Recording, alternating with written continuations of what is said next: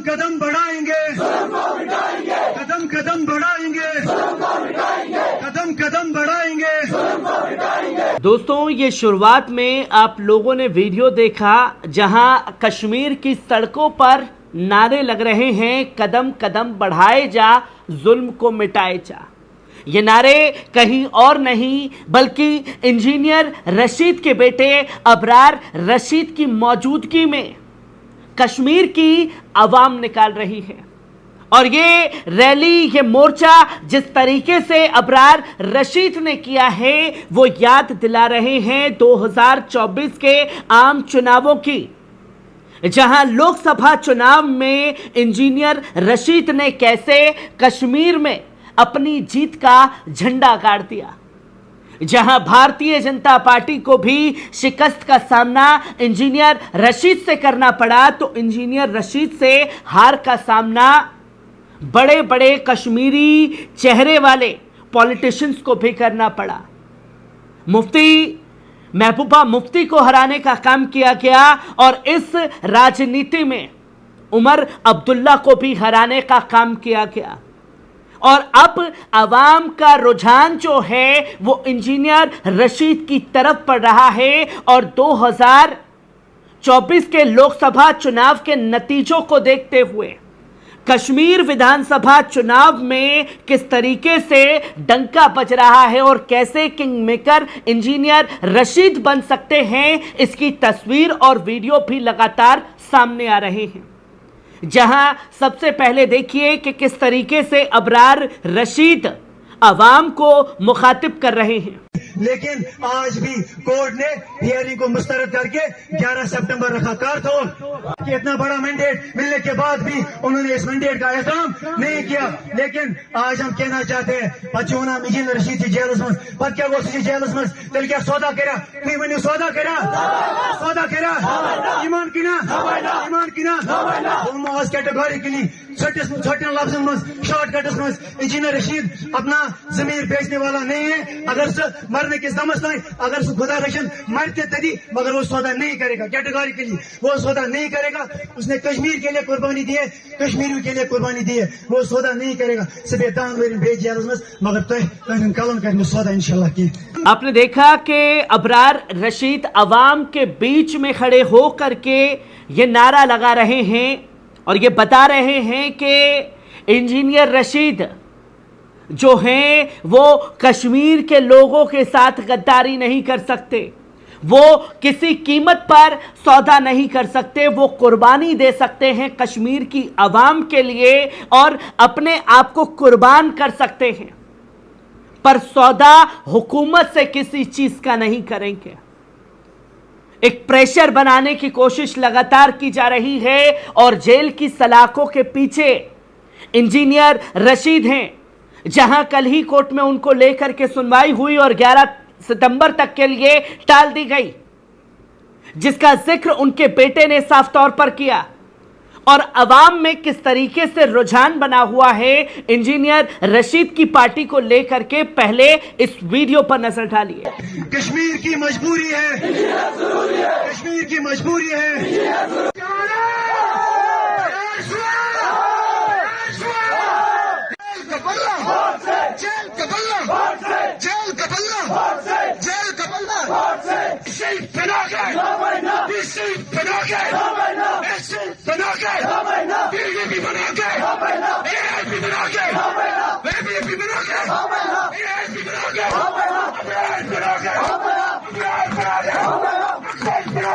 अब साफ तौर पर देख सकते हैं कि कैसे अवाम में लोग जो हैं नारेबाजी कर रहे हैं इंजीनियर रशीद के लिए कि तुम आगे बढ़ो। वो इंजीनियर रशीद जिन्हें अवाम को बखूबी पता है कि हुकूमत की जुल्म ज्यादती के खिलाफ वो जेल की सलाखों के पीछे बंद हैं और फिर भी अपने लीडर को जिताने का संकल्प ले रहे हैं और बड़ी किंग मेकर बन करके उभर सकती है इंजीनियर रशीद की पार्टी, जहां यह बताया जा रहा है कि जेल में बंद इंजीनियर रशीद के नेतृत्व वाली अवामी इत्तेहाद पार्टी ने लोकसभा चुनाव के दौरान उत्तरी कश्मीर में अपनी जोरदार मौजूदगी दर्ज कराई थी। शानदार जनाधार हासिल करने के बाद अब एआईपी दक्षिण कश्मीर में अपनी मजबूत उपस्थिति दर्ज कराने के लिए तैयार है। पार्टी ने इस क्षेत्र में ज्यादातर युवा उम्मीदवार को मैदान में उतारा है और मतदाताओं को आकर्षित करने के लिए सक्रिय रूप से प्रचार कर रही है। उसी की तुलना में पारंपरिक पार्टियां अपने गढ़ों तक ही सीमित नजर आ रही हैं। वहीं इंजीनियर रशीद के बेटे अबरार राशिद, जिन्होंने संसदीय चुनावों में इंजीनियर राशिद के लिए प्रचार किया था, वे दक्षिण कश्मीर में एआईपी यानी कि अवामी इत्तेहाद पार्टी के चुनावी अभियान का नेतृत्व कर रहे हैं।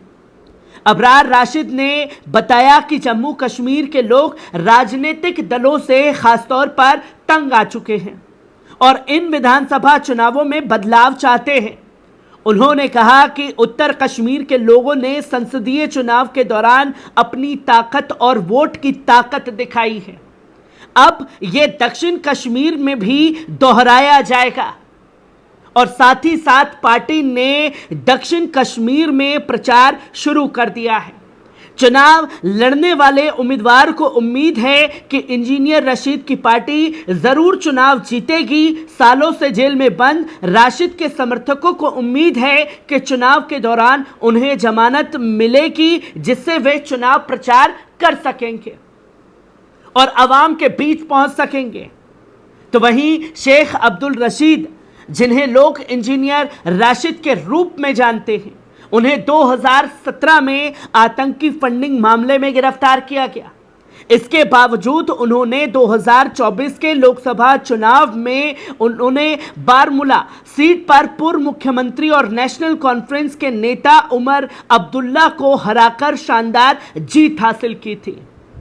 दिल्ली की पटियाला हाउस कोर्ट ने बंद कमरे में सुनवाई के बाद इंजीनियर रशीद की जमानत अर्जी पर अपना आदेश सुरक्षित रखा और अब फैसला 11 सितंबर को सुनाने की बात कही। वहीं राजस्थान विश्वविद्यालय में पीएचडी करने वाले और पशु चिकित्सा फार्मासिस्ट डॉक्टर सोहेल अहमद भट्ट देवसर निर्वाचन क्षेत्र में एआईपी टिकट पर अपनी राजनीतिक शुरुआत कर रहे हैं। उन्होंने कहा कि एआईपी ने अब लोगों के दिलों पर कब्जा कर लिया है और 18 सितंबर को वे दिल खिल उठेंगे, क्योंकि पार्टी अपने सुप्रीमो इंजीनियर रशीद के नेतृत्व में सफलता जरूर हासिल करेगी। उन्होंने कहा कि जिन राजनेताओं ने हमारी शिक्षा बेची, हम उनकी राजनीति बेचेंगे। दशकों से जो गुस्सा और पीड़ा बनी हुई है, जिसमें हमें जीवन के हर पहलू में धोखा दिया गया, उसका अब सामना किया जाएगा। हम विकास और अन्य मुद्दों को हल करने का प्रयास करेंगे जो दशकों से अधूरे रह गए हैं। आज तक से बात करते हुए ये उन्हें उम्मीद है कि दक्षिण कश्मीर के लोग हमें वही प्यार देंगे जो हमें हाल के चुनावों में उत्तरी कश्मीर में मिला था। आज पुलवामा के राजपुरा निर्वाचन क्षेत्र में प्रचार का हमारा पहला दिन है। लोग हमें वोट देंगे ताकि उन क्षेत्रीय दलों को संदेश दिया जा सके जिन्होंने हमें खास तौर पर धोखा दिया है।